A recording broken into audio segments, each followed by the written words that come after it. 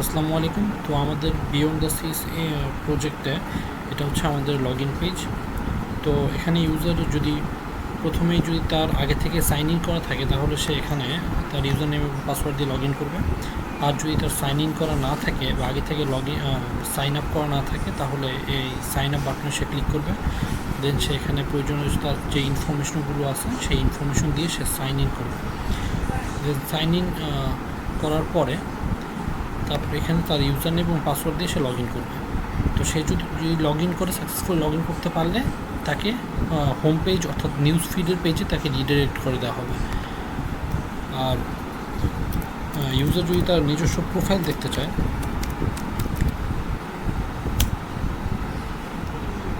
তো ইউজার এখানে তার নিজস্ব প্রোফাইল দেখতে পারবে। সে এখানে তার প্রোফাইলে তার নিজস্ব যে একাডেমিক যে ইনফরমেশনগুলো সে সাইন আপ করার সময় পূরণ করেছিল সেই ইনফরমেশনগুলো সেখানে দেখতে পাবে।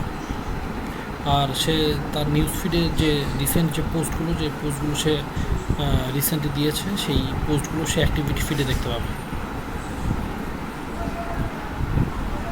দেন সে যদি ইউজার যদি চায় যে প্রোফাইল এডিট করতে, তাহলে সে এখানে এডিট বা প্রোফাইলে ক্লিক করে এখানে তার নিজস্ব প্রোফাইল এখানে এডিট করতে পারবে। এডিট করে সে আপডেট করে দিতে পারবে। তো এটা ছিল আমাদের ইউজার প্রোফাইল সার্ভিস।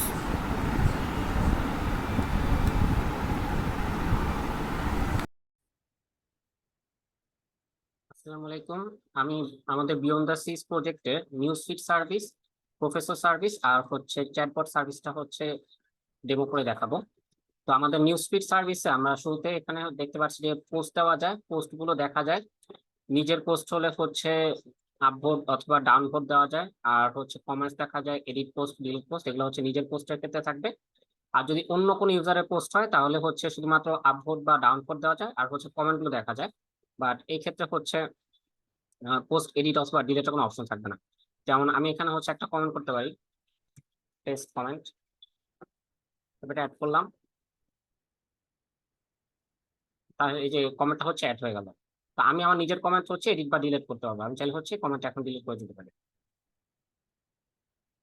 তাহলে কমেন্টটা ডিলিট হয়ে গেল। এরপর আমরা এখানে পোস্ট দিতে পারি। তো পোস্ট দেওয়ার ক্ষেত্রে যেমন করছিলাম, টেস্টিং গ্রাফিক্স অফলাইন, আমরা এটার একটা ইমেজ যুক্ত করতে পারি পোস্টের সাথে চাইলে। ইমেজ যুক্ত করলাম, তারপর অ্যাড পোস্ট দিলাম। তাহলে এখানে যেহেতু ইমেজটা বাকেটে যাবে, অ্যামাজনে বাকেটে যাবে, তো বাকেটে যে রেন্ডার হতে একটু টাইম নেয়, তাই এই কারণে ইমেজ সহ যখন পোস্ট দেওয়া হয় তখন সেটা একটু আসতে টাইম নেয়। এই যে ইমেজ সহ পোস্টটা চলে এসেছে। আচ্ছা, এরপরে আমাদের চ্যাটবট সার্ভিস। চ্যাটবট সার্ভিসটা আমাদের চ্যাট জিপিটির সাথে এপিআই এর সাথে ইন্টিগ্রেট করা আছে। তো আমরা এখানে যখন কোন একটা মেসেজ দিচ্ছি তখন চ্যাট জিপিটির এপিআই থেকে রেসপন্স গুলো আসতেছে।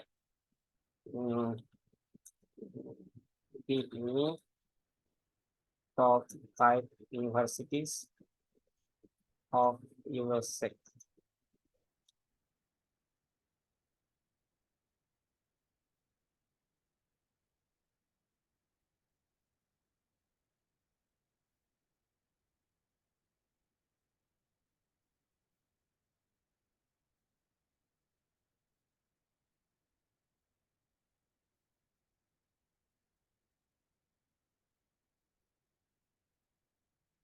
আচ্ছা, তাহলে এই যে অনেক বড় রেসপন্স লিখেছে, তাই আর কি আসতে টাইম লেগেছে। তো ওখানে আমাকে 5টা ইউনিভার্সিটির একদম ডেসক্রিপশন সহ দিয়ে দিয়েছে। তো এভাবে আমরা চ্যাট জিপিটির সাথে চ্যাটিং করতে পারি এবং আমাদের দরকারি জিনিস এখানে চ্যাটবটের মাধ্যমে জিজ্ঞেস করে নিতে পারি। আচ্ছা, তাহলে এই হলো আমাদের চ্যাটবট সার্ভিস। এরপর আমাদের এক্সপ্লোর প্রফেসর। তো এক্সপ্লোর প্রফেসর সিঙ্কটাতে যখন যাব তখন আমাদের এরকম প্রফেসরদেরকে দেখাবে। তো এই প্রফেসরদেরকে আমরা ইউনিভার্সিটি অথবা লোকেশন অথবা ফিল্ড অফ ইন্টারেস্ট অথবা প্রফেসরের নেমের বেসিসে আমরা সার্চ করতে পারি। যেমন আমি যদি তাদের রিসার্চ এরিয়ার ভিত্তিতে সার্চ করি, যেমন এই professor research area artificial intelligence, তাহলে আর্টিফিশিয়াল, তাহলে এটা লেখার সাথে সাথে শুধু এই প্রফেসরকে দেখাচ্ছে। সিমিলারলি আমরা চাইলে ইউনিভার্সিটিতে সার্চ করতে পারি। যেমন এই প্রফেসরের জন্য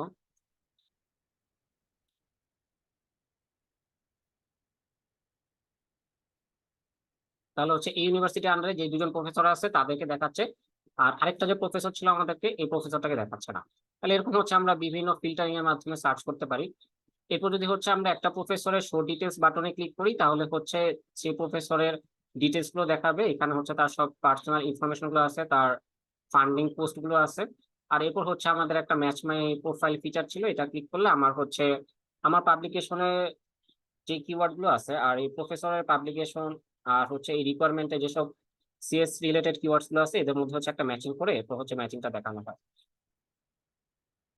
তো শর্টে এই ছিল আমাদের হচ্ছে এই তিনটা সার্ভিসের ফিচার। Thank you. আচ্ছা, আমাদের অ্যানালিটিক্স যে সার্ভিসটা, সেই সার্ভিসটার কাজ মূলত হচ্ছে নন একাডেমিক অ্যানালিসিস করা। তো নন একাডেমিক অ্যানালিসিস বলতে যেটা বোঝাচ্ছি যে এখানে আমরা এখানে তাকে বিভিন্ন ধরনের লোকেশন দেখাবো এবং সেই লোকেশনে বিভিন্ন ধরনের ইউনিভার্সিটির বিভিন্ন প্রফেসরকে আমরা শো করব। তো ইনিশিয়ালি আমাদের এখানে সব ধরনের আমাদের ডাটাবেস যে লোকেশনগুলো আছে সেই লোকেশনগুলো এখানে দেখাবে, এবং এখানে যদি শো প্রফেসরে ক্লিক করে দেন সেই লোকেশনগুলোতে যে প্রফেসরগুলো লিস্ট আছে সেই প্রফেসরগুলো লিস্ট দেখাবে। এখানে যে একটা অ্যাডিশনাল ফিচার আছে সেটা হচ্ছে যে একটা স্টুডেন্ট চাইলে তার প্রিফারেন্স এখানে সিলেক্ট করতে পারে, যে সে যে লোকেশন সে যে লোকেশনে পড়তে চায় বা যে লোকেশনে যেতে চায় সেই লোকেশনে সে একটা প্রিফারেবল লিভিং কস্ট সে সিলেক্ট করতে পারে, এবং তার যে এরিয়া অফ ইন্টারেস্ট সেই এরিয়া অফ ইন্টারেস্টের একটা লিস্ট সে এখানে দিতে পারে। ধরো যে এখানে এরিয়া অফ ইন্টারেস্টের লিস্টে আমরা দুইটা লিস্ট দিলাম। এটা হচ্ছে মেশিন লার্নিং, এটা হচ্ছে ন্যাচারাল ল্যাঙ্গুয়েজ প্রসেসিং। তো এখন আমি যদি শো প্রিফার্ড লোকেশনে ক্লিক করি, দেন এই প্রিফারেবল যে লিভিং কস্ট সেই লিভিং কস্ট এবং এই যে আমরা ফিল্ড অফ ইন্টারেস্ট দিয়েছি, ইনপুট দিয়েছি, সেই ফিল্ড অফ ইন্টারেস্ট যে প্রফেসরগুলো যে লোকেশনে আছে সেই লোকেশনগুলোর একটা লিস্ট আমাকে শো করবে। তো আমি যদি প্রিফার্ড লোকেশনে ক্লিক করি,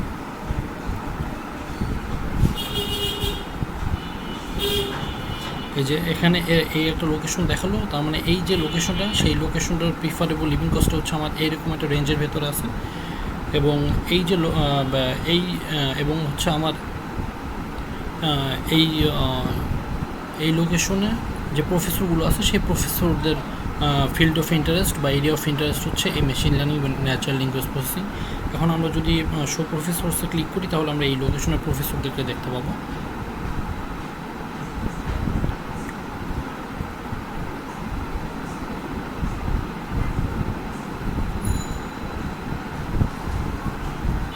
যেমন এখানে দেখা যাচ্ছে যে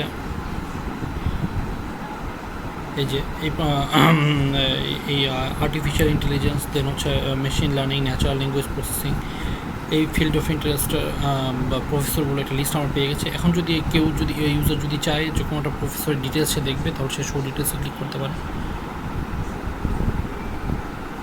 তাহলে সে এখানে প্রফেসরের ডিটেলস দেখতে পাবে। এই হলো মূলত আমাদের নন একাডেমিক অ্যানালিসিসের জন্য অ্যানালিটিক্স সার্ভিস।